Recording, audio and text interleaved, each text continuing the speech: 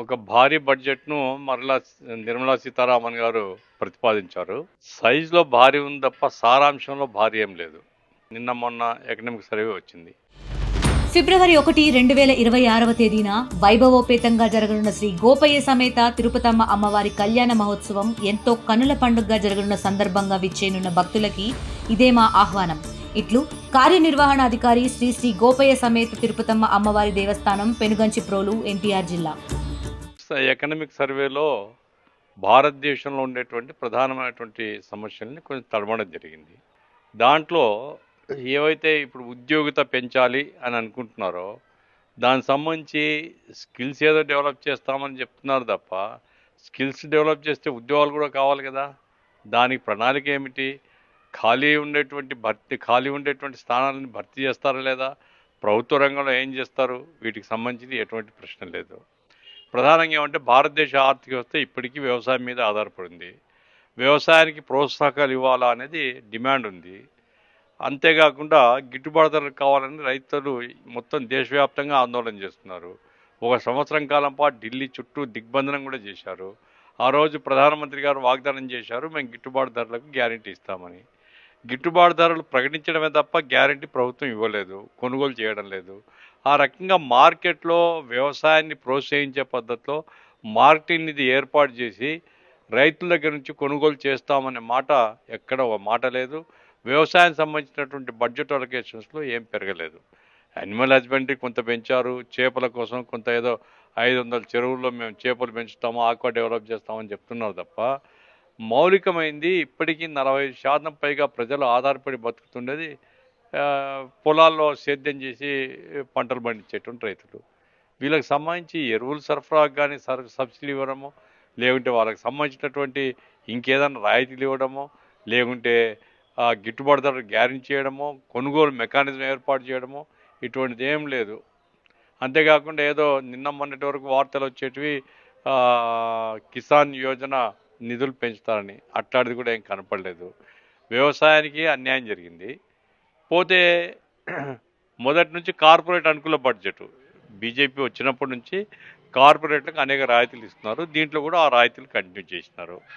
ఏమైనప్పటికీ యథాలాపంగా చేసినటువంటి బడ్జెట్ ప్రయోగం తప్ప ఒక వికసిత భారత్ అంటే ఏమి, దేశాన్ని సమీకృతంగా అభివృద్ధి చేయాలా, అన్ని రంగాల అభివృద్ధి చేయాలనేటువంటి ఆలోచనతో ఈ బడ్జెట్ రూపొందించలేదనేది నా అభిప్రాయం. పోతే ఆంధ్రప్రదేశ్ సంబంధించినంత వరకు చాలా ఎక్స్పెక్ట్ చేస్తారు. ఎందుకంటే కూటమి ప్రభుత్వం వీళ్ళ మీదనే ఆధారపడింది. వీళ్ళు బలపరచకపోతే రేపు బడ్జెట్ కూడా ఆమోదం జరగదు. ఎందుకంటే పెట్టినారు, ఇప్పుడు ఆమోదం జరిగినా 21 మంది కీలకం. మరి అట్లాంటి చోట వీళ్ళు ఏం సాధిస్తారంటే ఏమీ లేదు. అమరావతికి ఏం లేదు. ప్రత్యేక హోదా ఇస్తామన్నారు, ప్రత్యేక హోదా ఇవ్వము అని తర్వాత చెప్పారు. ప్రత్యేక హోదా బదులు ప్రత్యేక ప్యాకేజ్ ఇచ్చి నష్టాన్ని భర్తీ చేస్తామన్నారు, అది లేదు. పోలవరానికి సంబంధించిన నిధులు పోలవరం పూర్తి చేస్తామనేటువంటి మాట అంటున్నారు తప్ప నిధుల కేటాయింపులు లేవు. వెనుకబడ్డ ప్రాంతాలు, ఇప్పుడు రాయలసీమ కానీ ఉత్తరాంధ్ర కానీ వెనుకబడ్డ ప్రాంతాలకు సంబంధించి ప్యాకేజ్ ఇస్తామన్నారు, అది లేదు. కాబట్టి ఆంధ్ర రాష్ట్రానికి కూడా మొండి చేయి బడ్జెట్ ఇది. మరి ఆంధ్ర రాష్ట్ర ప్రభుత్వం సీరియస్గా ఆలోచించుకోవాలి. బీజేపీని బలపరిచి ఇలా భుజాలు నొయ్యడం తప్ప రాష్ట్రానికి వచ్చే ప్రయోజనం లేదు. ఇప్పుడు అమరావతికి కూడా ఏదో అప్పు గతంలో ఇప్పించారు అంటే అప్పులతో ఆంధ్రప్రదేశ్ను ముంచడం తప్ప వీళ్ళ బాధ్యత కాదా? మరి అమరావతి వాళ్ళ మీద ఆధారపడిన ప్రభుత్వం మీద అన్నప్పుడు అమరావతి వరకైనా వాళ్ళు బాధ్యత తీసుకోవచ్చు కదా, లేదు. అందుకోసం ఏ రూపంలో చూసినా, రాష్ట్రం యొక్క ప్రయోజనాల దృష్ట్యా చూసినా, దేశంలో ఉండేటువంటి కష్టజీవులు రైతులు వీళ్ళ ప్రయోజనాల దృష్ట్యా చూసినా పెద్దగా ఈ బడ్జెట్లో చెప్పుకోవడానికి ఏం లేదు. పోయిన సంవత్సరం, అంత ముందు సంవత్సరం ఏ పద్ధతి అయితే కార్పొరేట్ల ఊడిగం చేసేటువంటి పద్ధతిలో ప్రభుత్వం ఉందో ఈ బడ్జెట్ కూడా వాళ్ళ కోసమే తయారు చేశారని. అంటే విదేశీ పర్యటనలు, విదేశీ విద్య ఇవన్నీ కూడా తగ్గించామని చెప్తున్నారు. ఇప్పుడు విదేశీ పర్యటనకు ఎంతమంది పోతారు? విదేశీ విద్య మంచిదే, పిల్లలు ఎవరైనా పోయి బయట చదువుకుంటే కొంత సహాయం చేయడం అనేది అది పెద్ద పాయింట్ కాదు కదా. దేశం యొక్క ప్రజల జీవనాన్ని మౌలికంగా మార్చేటువంటి ముఖ్యము. లేబర్ కోడ్స్ అమలు చేస్తామని చెప్తున్నారు.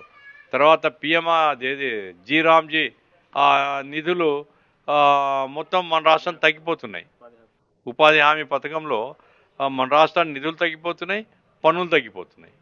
కాబట్టి ప్రజల యొక్క జీవన ప్రమాణం ఇప్పుడు భారతదేశంలో బ్రదర్ చూడండి, ఇప్పుడు హైదరాబాద్లో 1,00,000 అపార్ట్మెంట్లు ఖాళీ ఉన్నాయి, కొనుగోలు చేసేవాళ్ళు లేడు. కర్నూలు లాంటి సిటీలో బిల్డర్ నెత్తి మీద గుడ్డేసుకున్నారు, ఎందుకంటే కొనుగోలు చేసే శక్తి లేదు. మీరు ఏ మార్కెట్ కన్నా పోండి, ఏ రిటైలర్ని అడగండి, ఏమి కొనేవాళ్ళు లేరు సార్, అమ్మకం లేదు. ఎందుకు లేదు అంటే ప్రజల జోబులో డబ్బులు లేవు. ప్రజల జోబులో డబ్బులు ఎట్లా వస్తాయి అంటే ఉపాధి పెంచడం, ఫండ్స్ గవర్నమెంట్ వైపు నుంచి వివిధ రంగాలకు కేటాయించడం, తద్వారా ప్రజల కొనుగోలు శక్తి పెంచే ప్రయత్నం చేయడం. అటువంటివి ఏం చేయకుండా ఇప్పుడు అదానికి సంవత్సరానికి 1,00,000 కోట్లు ఉంటుంది, ఇంకో 1,00,000 కోట్లు పెరుగుతాయి అనుకో, ఏంటి ప్రజలకు వచ్చేది? వారి ఆస్తి పెరుగుతాయి, వాడు ప్రపంచవ్యాప్తంగా కొల్లగొట్టే ధోరణి పెరుగుతుంది. కాబట్టి ప్రో కార్పొరేట్ బడ్జెట్లో ప్రజల యొక్క సమస్యల్ని పట్టించుకోరు. అదే భారతదేశంలో జరుగుతుంది. ప్రజల యొక్క ఆదాయాలు తగ్గిపోయే కొద్దీ ఆర్థిక వ్యవస్థ కుచించుకొని పోతుంది, ఆర్థిక వ్యవస్థలో పెరగడం ఉండదు. అది కామన్ సెన్స్ పాయింట్. మరి ఎందుకు వీళ్ళకి లేదో నాకు అర్థం కావడం లేదు. ప్రజల యొక్క ఆదాయ వనరుల్ని పెంచే ప్రయత్నం ఏమైనా చేస్తున్నారా? ఇప్పుడు కార్మికులకు ఇంతకుముందే వేతనాలు రాబోయే కాలంలో ఉండవు, ఎందుకంటే లేబర్ కోడ్స్ వచ్చేసినాయి. వ్యవసాయ కూలీలకు పనులు ఉండవు ఇంత ముందులాగా. తర్వాత ఇప్పుడు అమెరికా ఈ పన్నులు ఇవన్నీ వేసిన తర్వాత మన ఆక్వాకల్చర్కు డిమాండ్ లేదు. కాబట్టి ఇటువంటివన్నీ ఎట్లా డెవలప్ చేయాలా? వస్త్ర పరిశ్రమలకు ఏం రాయితీలు ఇవ్వాలా? విదేశీ పోటీకి తట్టుకునే పద్ధతిలో మన ఇండస్ట్రీని ఎట్లా తయారు చేసుకోవాలా? మన దేశంలో ప్రజల ఆదాయాన్ని పెంచడం ద్వారా దేశీయ మార్కెట్, ఎందుకంటే 140 కోట్ల జనాభా ఉన్నారు, మన జనం జోబులో డబ్బులుంటే మనం తయారు చేసే వస్తువులు మనమే కొనుక్కుంటాం. కాబట్టి ఆ రూపంలో ఒక అన్ని వైపులా అన్ని యాంగిల్స్లో ప్రజల యొక్క జీవన ప్రమాణాలు పెంచాలనేటువంటి ఆలోచన అయితే ఈ బడ్జెట్లో నాకు కనపడలేదు. అంటే ఒకవైపు బంగారం ధర 2 లక్షలు అవుతుంది, మరోసారి ఇంకోవైపు నిత్యావసర ధరల పరిస్థితి ఏంటి? నిత్యావసర వస్తువుల ధరలు పైకి ఏదో చెప్తున్నారు, మేము ద్రవ్యోల్బణాన్ని తగ్గించినామని. మీరు పోయి చూడండి, ఈ మార్కెట్కి పోండి, ఎక్కడ పోయినా కానీ ధరలు పెరుగుతున్నాయి, ప్రజలు ఫీల్ అవుతున్నారు. అంతే, నువ్వు ఆల్ ఇండియా మ్యాక్రో ఎకనామిక్ చూసి ద్రవ్యోల్బణం ఫిగర్స్ చూసి ద్రవ్యోల్బణం తగ్గించినామని మరి ధరలు ఎందుకు పెరుగుతున్నాయి? ఎందుకు డాలర్తో పోల్చుకున్న రూపాయి విలువ పడిపోయింది? నిజంగా మీరు ద్రవ్యోల్బణాన్ని కంట్రోల్ చేస్తుంటే రూపాయి విలువ అంత పడిపోకూడదు కదా, ఎందుకు పడిపోతుంది? కాబట్టి పైకి ప్రభుత్వం అంగీకరించకపోయినా ధరల పెరుగుదల ఉంది, ద్రవ్యోల్బణం ప్రభావం ఉంది. రూపాయి విలువ పడిపోతే దాని ప్రభావం ధరల మీద పడుతుంది. ఇవన్నీ గమనంలో పెట్టుకొని దాన్ని తగిన పద్ధతిలో జాగ్రత్తలు తీసుకునేటువంటి ముందు చూపు ఈ బడ్జెట్లో అయితే లేదు. Local to global news at your fingertips. మీ చేతిలో ఒక ఆయుధం.